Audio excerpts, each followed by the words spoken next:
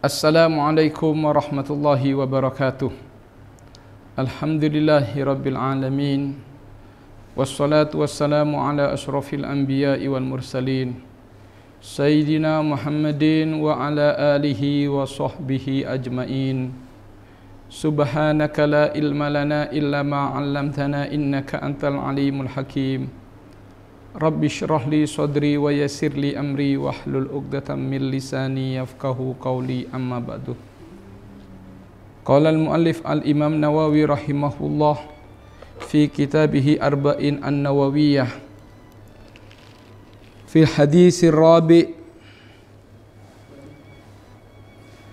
an Abi Abdurrahman Abdullah bin Mas'ud radhiyallahu anhu qala haddatsana Rasulullah sallallahu alaihi wasallam wa huwa as-sadiqul masduq inna ahadakum yujma'u khalquhu fi batni ummihi arba'ina yawman nutfatan summa yakunu 'alaqatan mithla dhalik summa yakunu mudghatan mithla dhalik summa yursalu ilaihi al-malaku fayanfukhu fihi ar-ruh wa yu'maru bi arba'i kalimatin bikatbi rizkihi wa ajalihi wa amalihi wa syakiyun aw sa'idun fawalladhi la ilaha ghairuh inna ahadakum la ya'malu bi amali ahlil jannah hatta ma yakuna bainahu wa bainaha illa zira'un fayasbiku alaihi alkitab fayamalu bi amali ahlin nar fayadkhuluha wa inna ahadakum la ya'malu bi amali ahlin nar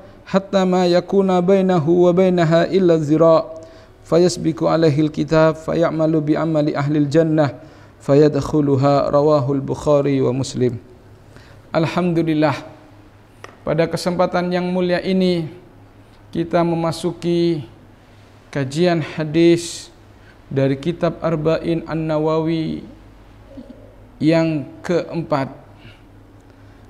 Hadis yang keempat ini dari Abi Abdurrahman Abdullah bin Mas'ud radhiyallahu anhu qala.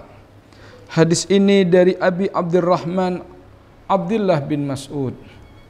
Abdullah bin Mas'ud dikatakan bahwasanya beliau masuk Islam ketika ada di kota Mekah.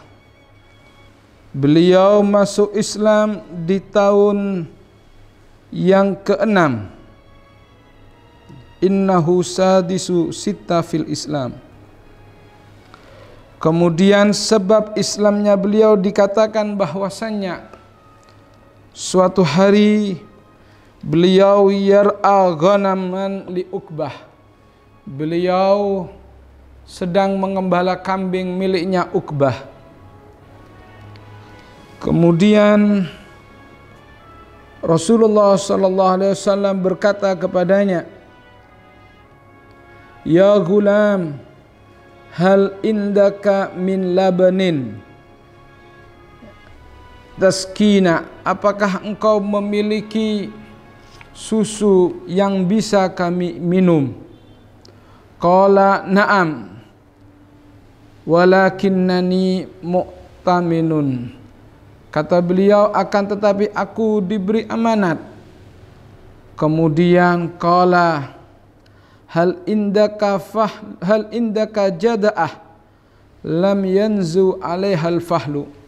Kalau begitu, apakah kamu punya seekor kambing betina yang tidak disentuh oleh fahl pelanangan atau tidak disentuh oleh kambing laki-laki? Kemudian beliau mengatakan na'am fa'ata biha. Kemudian dia mendatangkan kambing tersebut. Kemudian kambing itu famasaha sallallahu alaihi wasallam dir'aha wada'a. Kemudian Rasulullah sallallahu alaihi wasallam menyentuh kepada kambing tersebut diri atau puting susu dari kambing tersebut. Kemudian secara izin Allah Subhanahu wa taala dengan mukjizat Rasulullah sallallahu alaihi wasallam, maka kambing tersebut penuh susunya. Kemudian fahaliba fi ina'in, kemudian diperas dan diambil susunya, sehingga pada waktu itu Sayyidina Abu Bakar As-Siddiq juga meminumnya. Rasulullah meminumnya.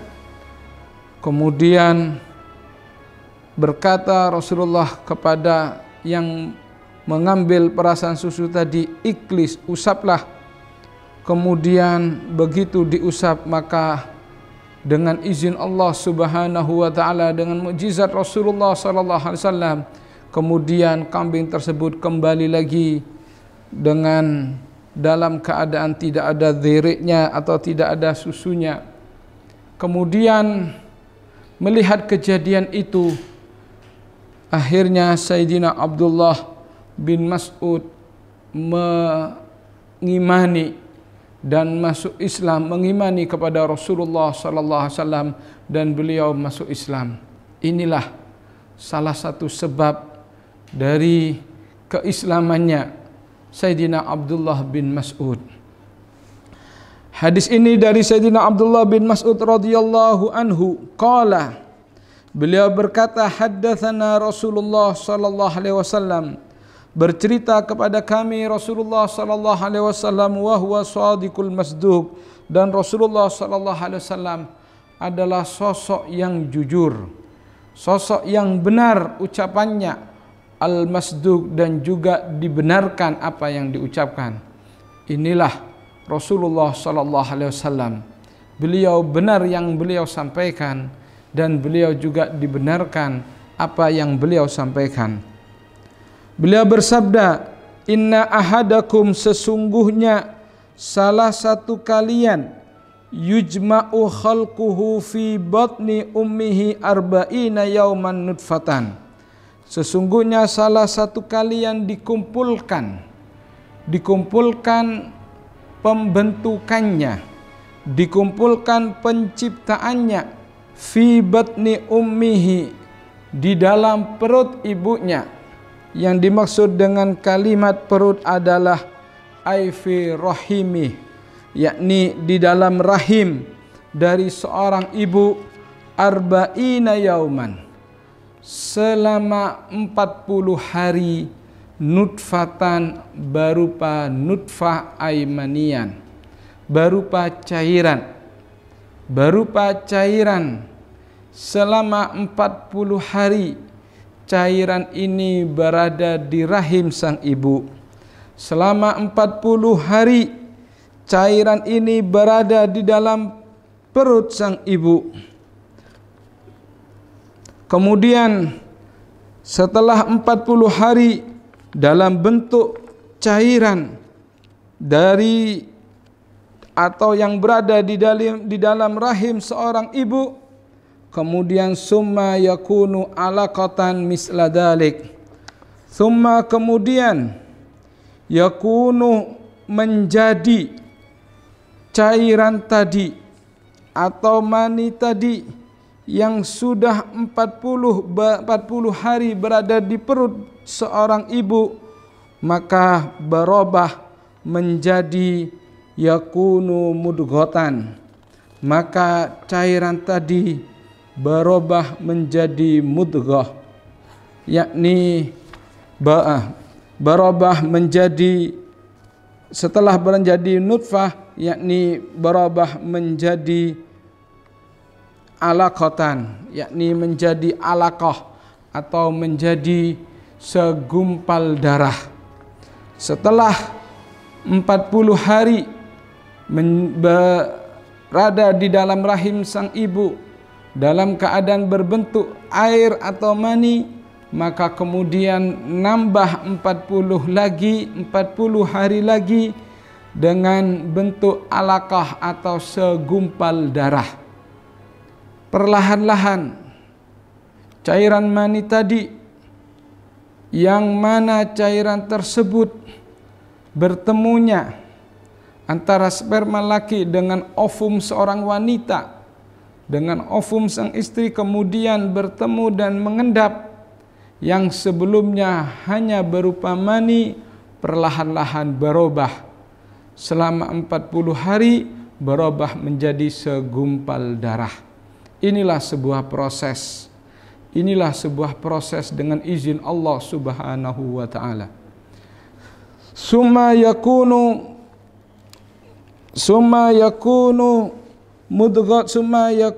mudghatan misla dhalik. Setelah menjadi alaqah, maka kemudian yakunu mudghatan, segumpal darah tadi yang sudah 40 hari kedua atau 40 hari fase kedua, maka memasuki 40 hari fase ketiga, yakni berubah menjadi summa yakunu alaqatan. Maka kemudian summa yakunu mudghatan, maka kemudian berubah menjadi segumpal daging. Mithla dalik, sama seperti itu, yakni juga 40 hari. Berarti 40 hari pertama berupa cairan air mani. Kemudian 40 hari kedua berubah menjadi segumpal darah. Dan 40 hari ketiga berubah menjadi segumpal daging. 40 hari tambah 40 hari tambah 40 hari berarti 120 hari. Berarti kalau dibulatkan dengan bulan, maka umur janin yang ada di dalam kandungan berubah dengan bentuk menjadi segumpal daging jika janin tersebut sudah berumur 4 bulan. Ketika janin tersebut sudah berumur 4 bulan atau 120 hari, maka kemudian dikatakan pada hadis selanjutnya, summa yursalu ilaihil malaku. Kemudian Allah Subhanahu wa taala mengutus, memerintahkan kepada malaikat agar supaya datang kepada janin tersebut, fayanfukhu fihi ruh. Maka malaikat tadi atas perintah Allah Subhanahu wa taala, malaikat tersebut diperintahkan oleh Allah Subhanahu wa taala untuk meniupkan ruh, untuk memberikan ruh kepada janin tersebut yang sudah memasuki fase 40 hari ketiga atau yang sudah memasuki 120 hari atau janin tersebut sudah genap berumur 4 bulan. Maka kemudian Allah Subhanahu wa taala memerintahkan kepada malaikat agar supaya meniupkan ruh kepada segumpal daging tersebut. Dan juga bukan hanya perintah Allah Subhanahu wa taala, bukan hanya meniupkan ruh, tapi juga ada perintah lain. Apa saja dikatakan yu'maru, dan juga diperintahkan oleh Allah Subhanahu wa taala malaikat tersebut bi arba'i kalimatin. Allah Subhanahu wa taala memerintahkan kepada malaikat agar supaya menulis 4 kalimat, 4 kata. Agar supaya malaikat tersebut menuliskan 4 kata. Apa saja? Yang kata pertama adalah bikatbi rizkihi, yang mana malaikat sudah diperintahkan oleh Allah Subhanahu wa taala agar supaya menulis rezekinya. Sudah diperintahkan oleh Allah Subhanahu wa taala agar malaikat tersebut menulis rezeki dari janin tersebut. Bagaimana rezekinya? Apakah rezekinya itu apakah rezekinya banyak atau sedikit? Semuanya sudah ditulis oleh Allah Subhanahu wa taala dan semuanya sudah termaktub oleh Allah Subhanahu wa taala. Jadi perintah juga bikatbi rizkihi, yakni agar supaya ditulis rezekinya. Ai kutiba qadruhu qalilan au katsiran. Jadi ditulis oleh Allah Subhanahu wa taala kadar dari rezekinya, apakah sedikit ataukah banyak. Bahkan juga wasifatuhu halalan au haraman au kemakruhan dan juga sifat-sifat dari rezeki yang dia dapati, apakah sifatnya halal haram, ditulis oleh malaikat.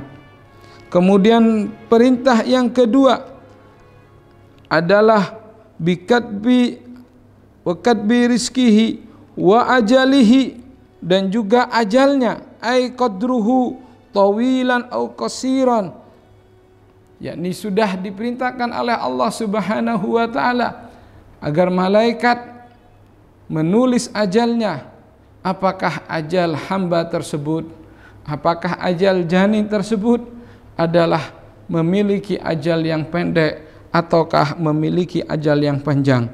Itu. Dan juga wa fi ayyi sa'atin wa ayyi maudhi'in yakunu intihauhu. Begitu juga sudah ditulis oleh Allah Subhanahu wa taala. Allah Subhanahu wa taala memerintah kepada malaikat juga menulis ajalnya, baik itu ajalnya kapan akan berakhir dan di tempat mana akan berakhir, sudah ditulis oleh Allah Subhanahu wa taala dengan memerintahkan kepada malaikat.